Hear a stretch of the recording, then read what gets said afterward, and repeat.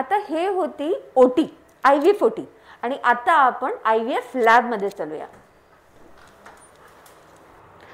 IVF lab ही ती place आहे जिथे oocyte आणि स्पर्म मधून एक एम्ब्रियो बनू शकतं. पण हे एवढं सोपं आहे का? तर आन्सर इज नॉट. ह्या पूर्ण लॅबचं टेम्परेचर एक वेगळ्या पद्धतीने मेंटेन केलं जातं.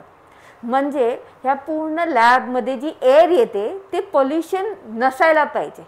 त्यासाठी आपल्याला VOCची मदत घेतली जाते. एकदा oocyte कलेक्ट झालं, ओम पिकअप झालं की हे oocyte कसे क्वालिटीचे आहेत हे बघण्यासाठी आम्ही लॅमिनर फ्लोमध्ये ठेवतो. ह्याचं जे बेस आहे ह्याचं टेम्परेचर पण 37 डिग्री असतं. एकदा फॉलिक्युलर फ्लुइड आणि हे ब्लॉक बरोबर आले की आम्ही ह्या पेट्री डिशमध्ये टाकतो. त्यानंतर आम्ही हे oocyte कसे आहेत, किती आहेत हे बघण्याचं काम करतो. ह्याच्यामध्ये oocyte एक एक करून सेपरेट केले जातात आणि त्यांना सेपरेट केल्यानंतर आम्ही लोक त्यांना इन्क्युबेट करतो.